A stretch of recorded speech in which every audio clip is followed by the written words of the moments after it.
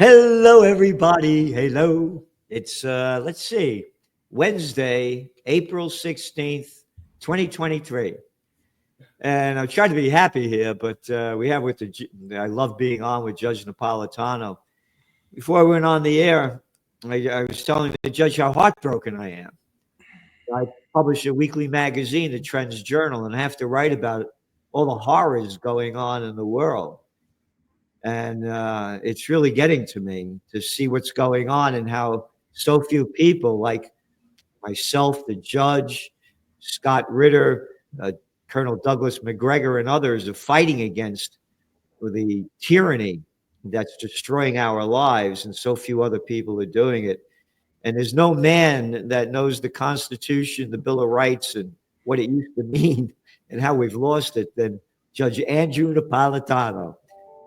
Judge, thanks for being here today. Thank you, Gerald. And I share the same gloom and doom that you have. Donald Trump is thumbing his nose at the rule of law, giving the judiciary the middle finger, doesn't care about civil liberties or free speech or due process, continues to fund slaughter and genocide in Gaza, continues to fund slaughter in Ukraine, claims that Ukraine is Joe Biden's war and not his, even though he's given over $1 billion since he took office. Remember, the legislation that authorizes these funds, and Joe Biden gave about $165 billion. The legislation is all subject to the discretion of the president, both to Gaza and to Kyiv. Donald Trump could turn off both spigots with a phone call. Both wars would be over. The one in Gaza in about 48 hours, the one in Ukraine in about 2 weeks. He doesn't choose to end either war. He's not a man of peace. In some respects, he's worse than Joe Biden. At least Biden told you where he was. He wasn't pretending to be something other than what he was. He wasn't pretending to be the criminal that he wasn't. Right. He was pretending to be president of the United States. Yeah.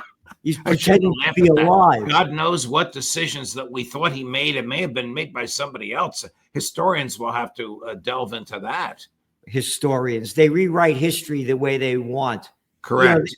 I've been thinking, by the way, I was thinking about that now. We are on the verge of nuclear annihilation. As I see, we are very close. If you ask Ritter and McGregor, very close. And when talking about the Iran war that's going to happen, when we were on last week and they were talking about this guy Witkoff or Jerkoff, whatever his name is, going over there to talk to Iran about a peace deal. And I said, that's a lot of baloney. This is a front, just like they sold the lie that there was a ceasefire deal with the Ukraine war. Remember that? That was a couple of weeks ago, right? A month ago. Oh, there's a ceasefire deal. There's going to be a ceasefire. There's no ceasefire. It just keeps escalating. I said they're going to do the same thing now, and then they're going to blame Iran. And there's a thing called a Samson option, SAMSON, that if Israel is losing, they go nuclear. Anybody could look it up. The facts are right there. And Israel has between 200 to 400 nuclear warheads. Hey, Israel is allowed to have nuclear weapons. Nobody else is. Oh, no, we're the chosen people. You save your crap. Why doesn't anybody raise that? I ran a clip on my show. It aggravated me to watch it, but the public needed to see it. Of my former Fox colleague, and now pretending to be the Secretary of Defense, condemning Iran, saying they absolutely can't have a nuclear weapon. They can't have a nuclear weapon. He was on with Maria Bartiromo. Maria, they can't have a nuclear weapon. And if the negotiations don't work out well, then my department will handle it. So, A, he's threatening to kill people if they don't sit down and negotiate. And B, why didn't you say to him, well, Pete, why is it that the Israelis are allowed to have a nuclear weapon? No one will ask that. No. Because no one in the government is allowed to answer it truthfully. And again, look at the clown show. They're called the media. They're prostitutes. They're media whores that get paid to put out by their corporate pimps and government whoremasters. End of story. Not one person in the mainstream media is allowed to be on talking about peace. Nope, not allowed to talk about it. Oh, Judge, you have an article coming out. You talk about Easter. Oh, Easter? Oh, the Prince of Peace? Where are all these religions? What, they all got lockjaw? How come they're not out there for the Prince of Peace? Here, this was the cover of your Trends Journal magazine back in 2011. You see it? Yes, that's brilliant. Nothing has changed. Oh, what happened? After Christ drove the money changers out of the temple, the Goldman Sachs gang, the Merrill Lynch mob. Oh, yeah, after he drove him out 3 days later, whoa, he's on the cross, right? Right. You don't screw with the banksters. We'll kill you. Look what's going on. I said to you, I'm really very depressed about what's going on. An article in this week's Trends Journal about how people are defaulting on their credit cards. You're a little late in your payment on your credit card. What do they charge you? 23% average. 23% average of a fine. You got to pay more. 23%. If it was the mafia, if it was the Italians, they call it the mafia. I don't think the mafia even charges that much. 23% is outrageous. It's outrageous. It's a criminal gang running this country. And that's what your article is about. Again, without getting into the religious aspect of it, about the criminal gang that was running the country before we had a revolution. Now we're back to that criminal gang again. Many of the very things that Jefferson complained about in the Declaration of Independence, the king imposing taxes without the consent of Parliament. Okay, Donald, where did you get the authority to impose a sales tax? The king taking people to foreign countries where courts can't reach them. We're seeing these things repeated right before our very eyes, Gerald. I know. What's going on now, what they're doing to these poor kids, young kids, sending them to these jails in Louisiana and everything, deporting them? They arrested a guy. Guy's been a permanent resident for 10 years. Again, another grad student. Made an appointment with the Immigration and Naturalization Service, his first of several appointments, to become a United States citizen. They waited until he got to the head of the line. It was time for his appointment. They showed up with shackles and masks on and arrested him right then and there. He's in Louisiana because he spoke out in favor of a Palestinian state, because he exercised the freedom of speech, which just happens to coincide with the public policy of the United States State Department since 1948. Not the actual policy of the United States State Department, but the publicly stated policy. It's just reprehensible what's going on today. One of my guests today, Aaron Mate, is going to talk about how ICE is condemning ideas. They're going around the country looking for people that oppose the Zionist mandate. And if they're not American citizens, they get arrested and deported like that with no hearing. Even though the Supreme Court just ruled unanimously, you want to deport somebody, they're entitled to a hearing. Well, what did Trump say? That even American people should be deported. Correct. And that is about the most dangerous statement that any president has ever made. He said that. Could you imagine? Could you imagine? You come out against genocide. You're called an anti-Semite, and we'll arrest you. Where is the outrage? Again, this is Easter time. Where are all these religions? What are the Seventh-day Adventists waiting for the eighth day? Where are all the religions? Why aren't they coming out and saying, stop this massacre, stop these wars? Where are they? Because many of them, not Islam, are funded by the Zionists and they have obviously put strings on those financings, just like they have to 90% of the members of the Congress. Now, what did Thomas Massey say about that? Thomas Massey, Congressman Massey of Kentucky, who was a paradigm of fidelity to the Constitution, revealed that just about every member of the House of Representatives has their own APAC agent, a person assigned to that office. Some actually work in the office, some just check in a couple of times a week, just to make sure that the congressperson is reminded, we can bring a lot of money to you if you vote the way we want, and we can really harm you if you don't vote the way we want. Massey, of course, told this person who knocked on his door to go take a hike, as did Senator Rand Paul in the Senate. 2 people. 2 out of 535. Yeah. And again, let's make this really clear. By the way, everybody, you got to go to Judging Freedom. And the judge has on there, people that are saying things that you're not going to hear anywhere else. And one of them is Max Blumenthal. And he put out an article last week about APAC and how they had a conference and what the guy was saying about the power that they have and how control that they have. Yes. Max will be on with me tomorrow to discuss that article. Yeah. And again, let's make this 1,000% clear. Zionism has nothing to do with religion. It was a political movement. Correct. It's a political movement to dominate and control the Middle East. And the United States has been funding that dominance, and the funds have been used to kill people, to slaughter them on the basis of where they live and where their ancestors are from and what their religion is. In the United States of America, every president from Harry S. Truman to Donald Trump has funded this slaughter, some holding their nose, but all have done so. Yeah.